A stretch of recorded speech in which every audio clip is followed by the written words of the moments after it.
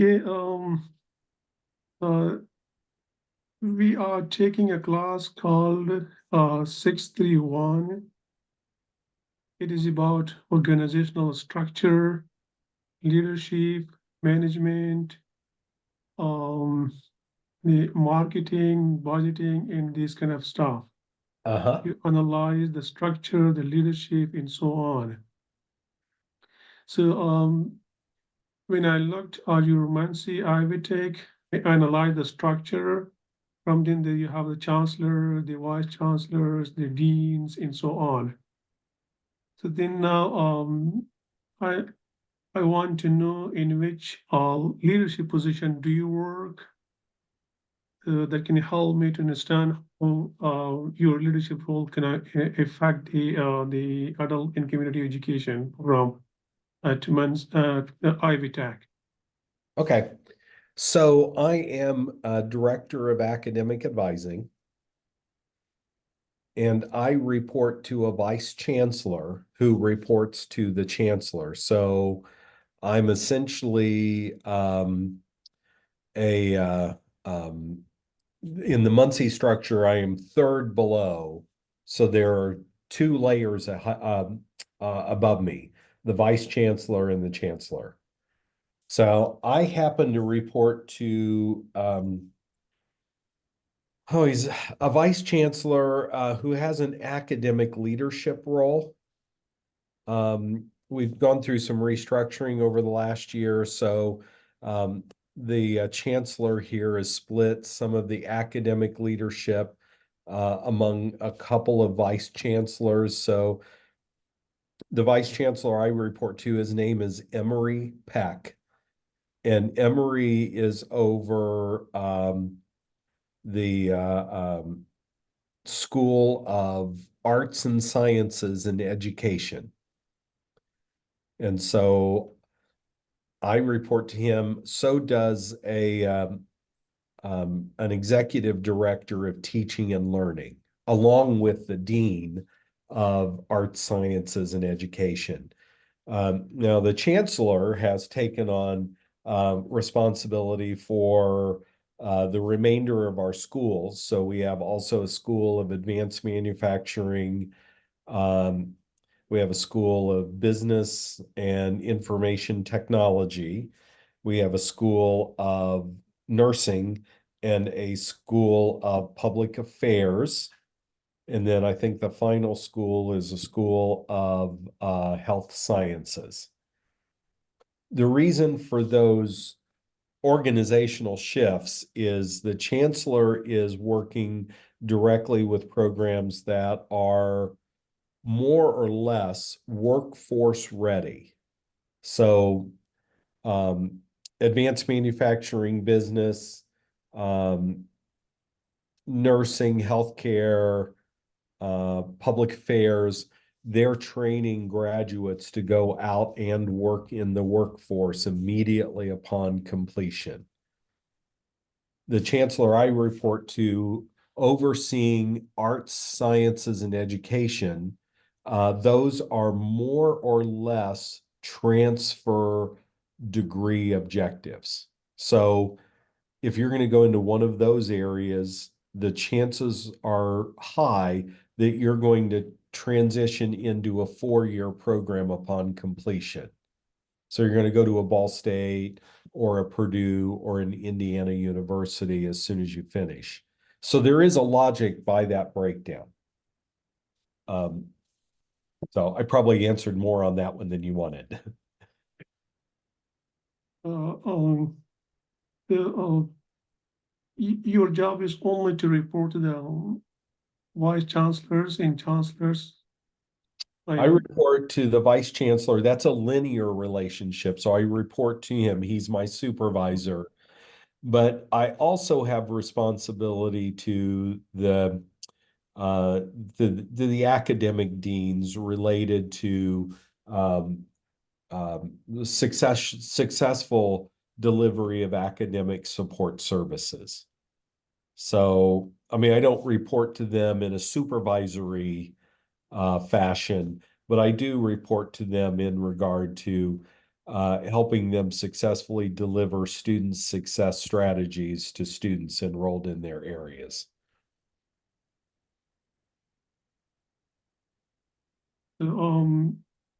Student success strategy, yes. Student success strategies, yeah. So what does this mean? Student success strategies are typically how do we help students improve their chances for academic success, so successful completion of their programs of study, or at maybe a more granular level, success in their courses.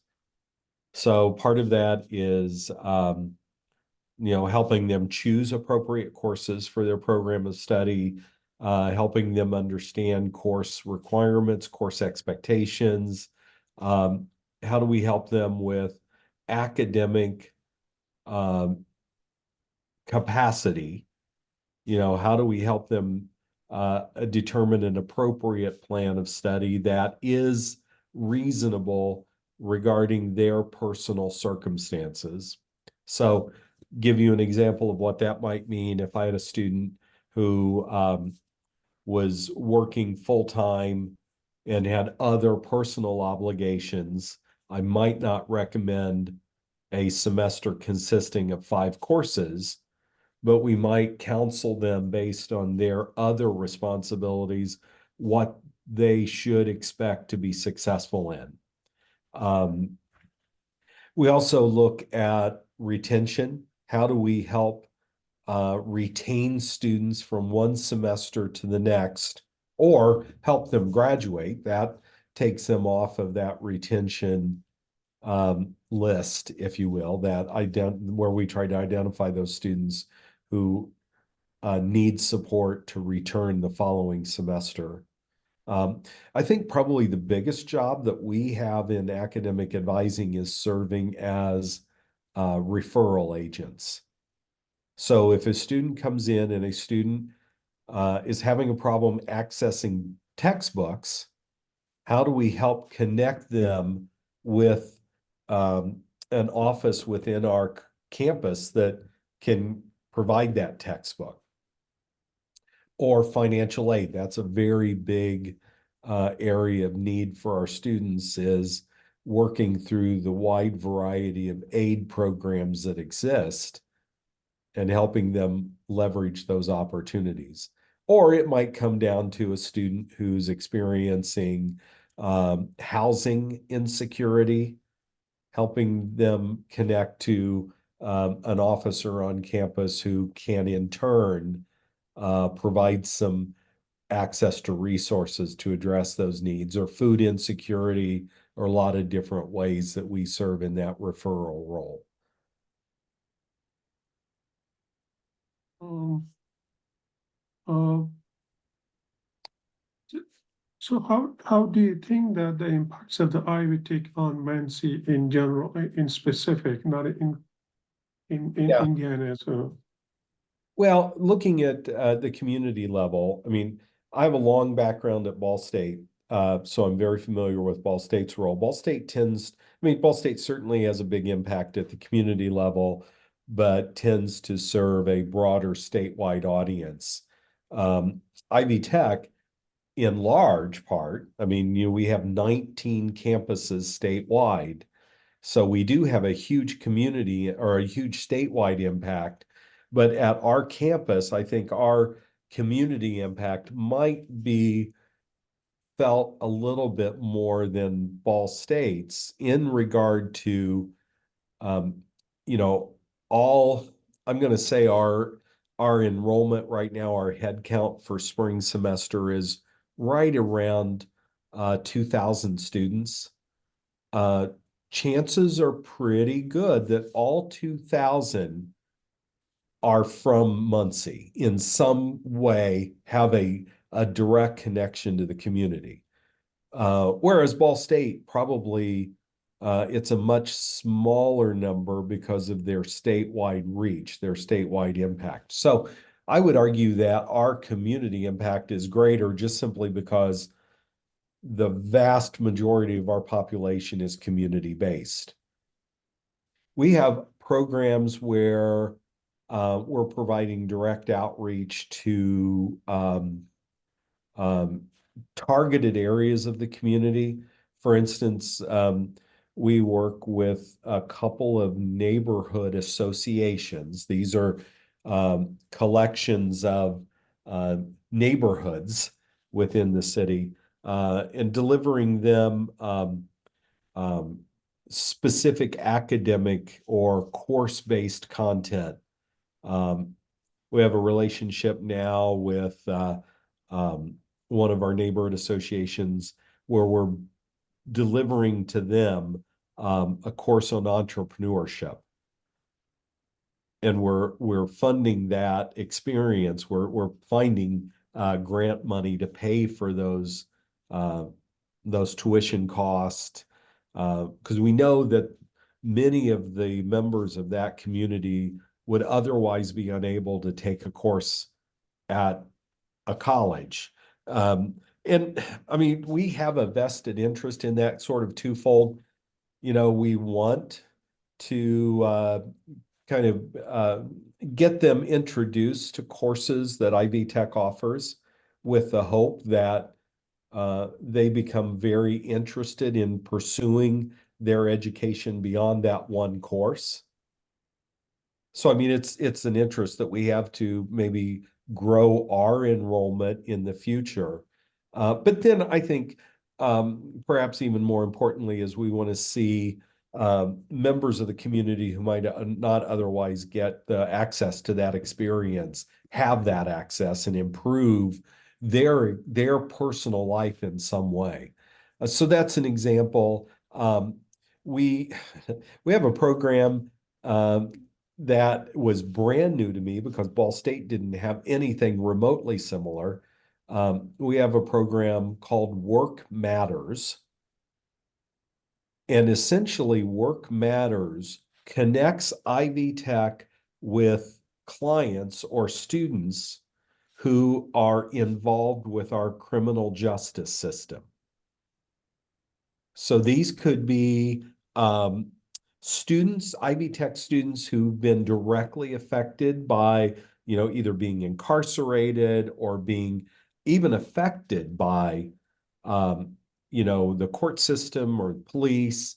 And, we do this because we believe that perhaps the best approach to helping people who are involved with criminal justice is to give them an educational foundation to get a better job or to move into further educational opportunities that a four-year school provides. And these are students, I've worked even with a few this week. These are students who would not otherwise do well in a higher education environment, except for they have a team of professionals helping them. I mean, as you probably have been experiencing at Ball State, there's a fair amount of process, of structure, of bureaucracy that makes it difficult. I think to a certain degree, we all have had our own personal advocates who've helped us navigate those structures. But we know at the outset that students who are involved in this Work Matters program who are justice involved, they might not be as tolerant of some of the structural obstacles that we throw their way. So we're trying to help them overcome some of those obstacles and persist to some sort of completion. I mean, we have a lot of program innovations that are targeting, single parents, or that are targeting some of the very real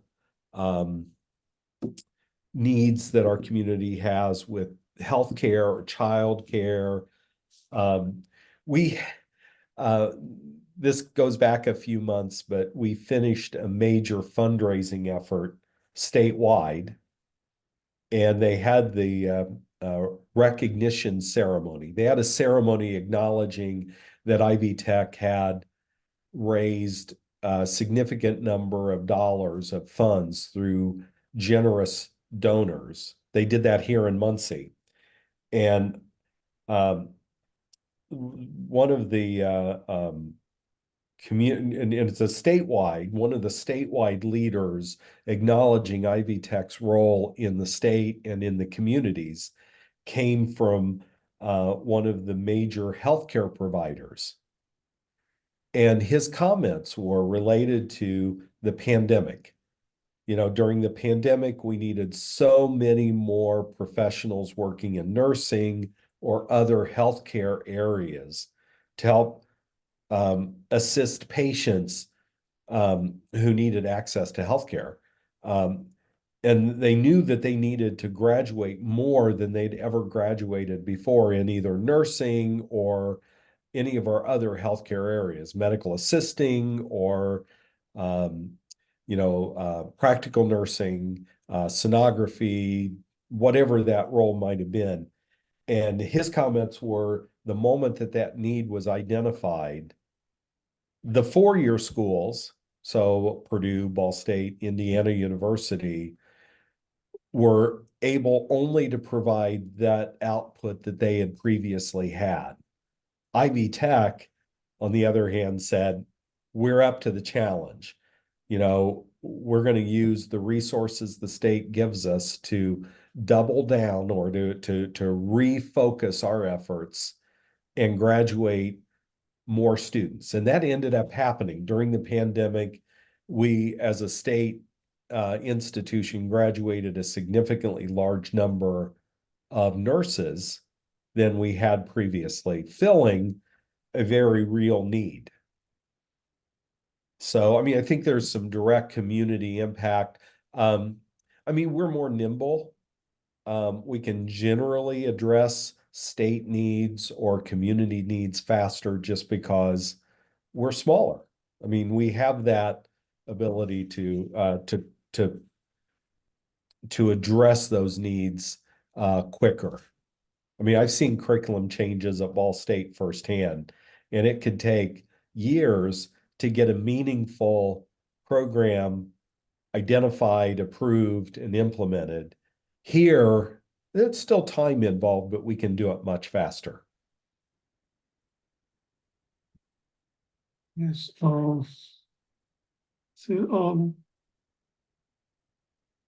We were supposed to find out your opinion about the qualities of effective leaders and administrators too.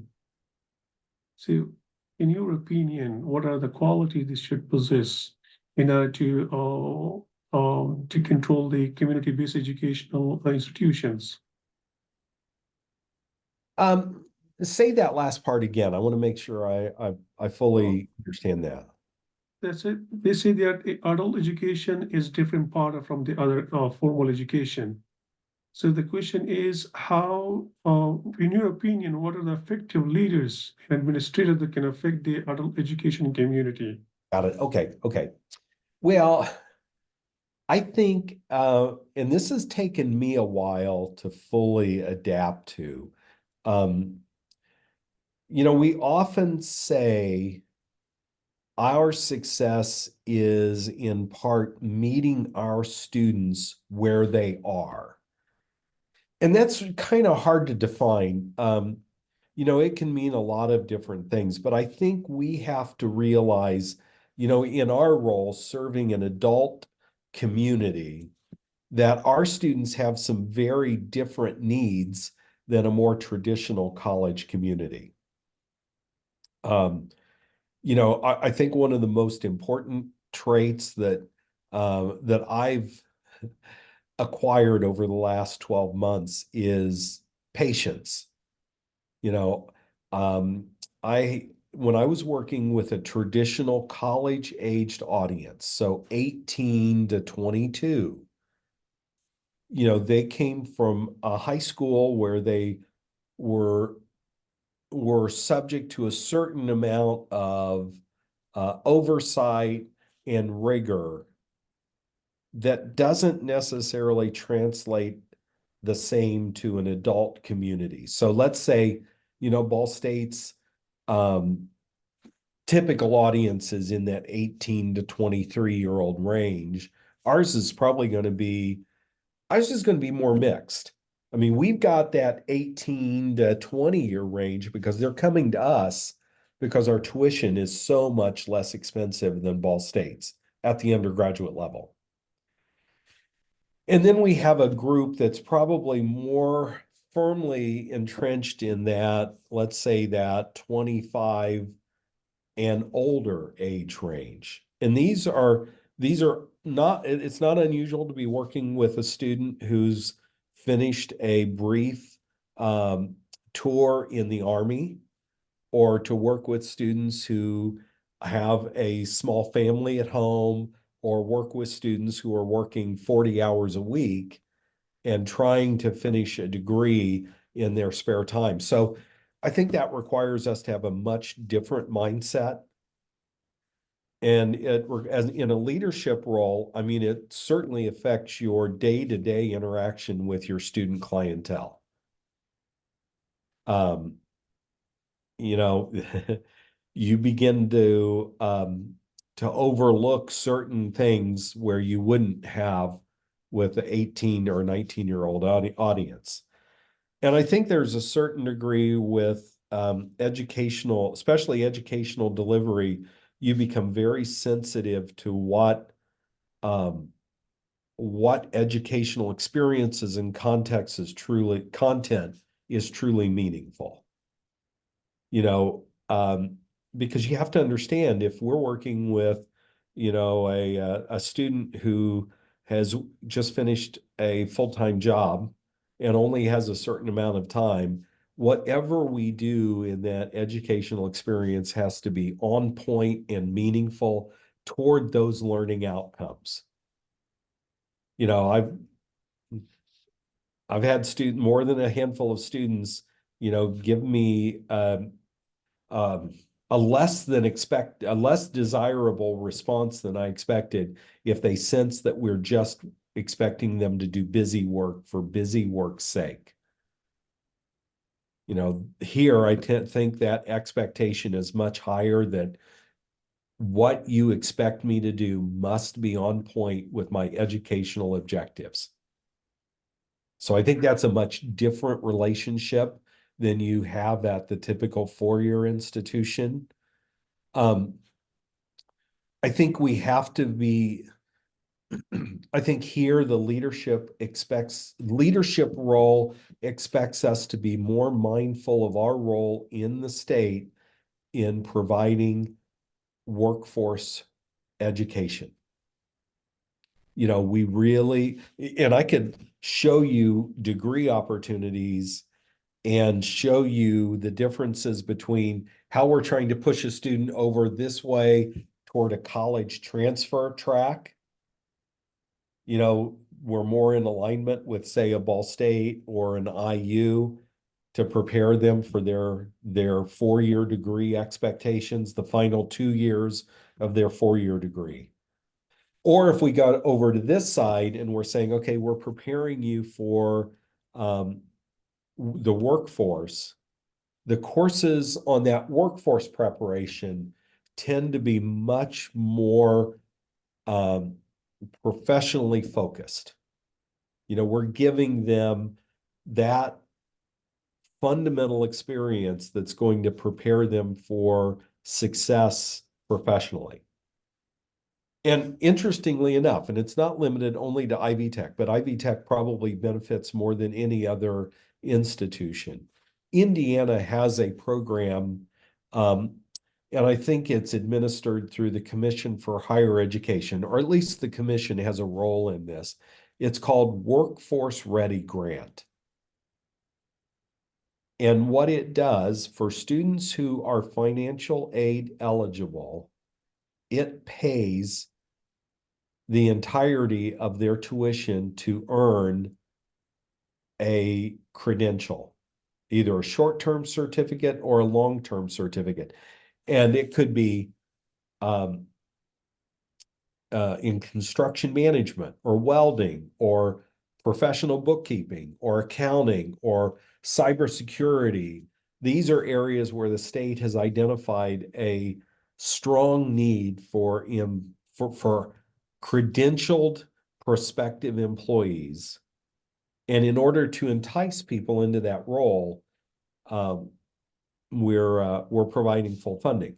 But those students often present more, they're challenging students. They need financial aid help. They're oftentimes returning for retraining. So our leadership mentality has to be aligned with that type of student reality. Okay,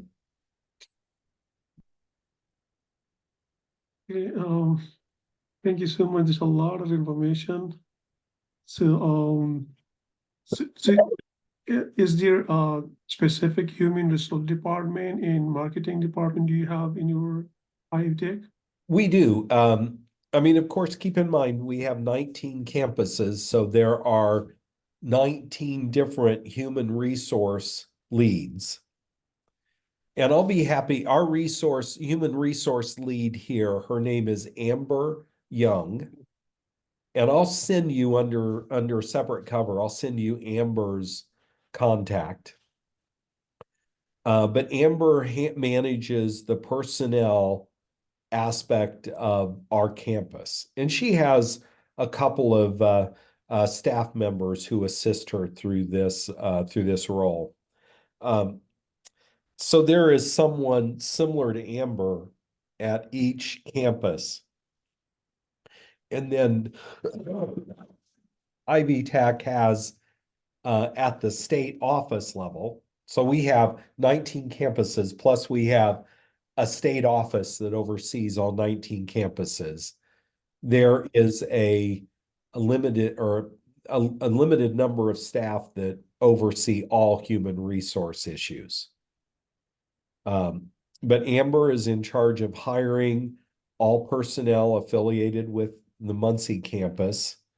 And then she manages the personnel evaluations, any disciplinary activities that occur, if there are salary adjustments to be made, or if there are issues related to benefits, healthcare benefits or retirement benefits, she oversees all that.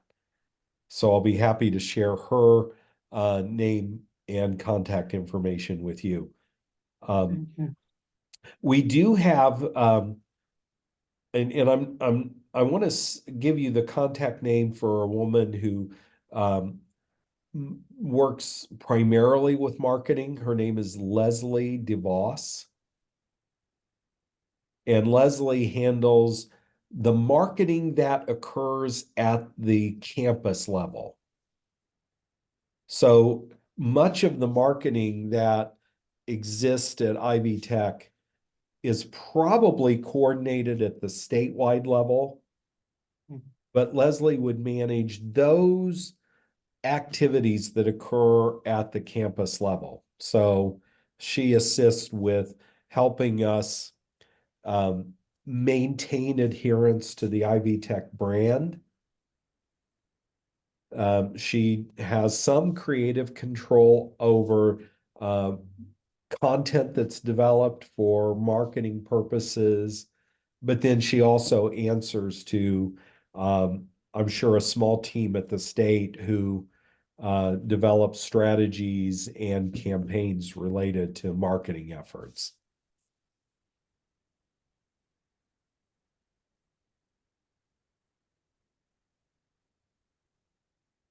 So I have to contact these two people.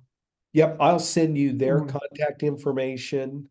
And you can, please preface when you can't reach out, and I'll send them a note and say I've shared their information and you're working on a graduate project for your Ball State doctoral degree.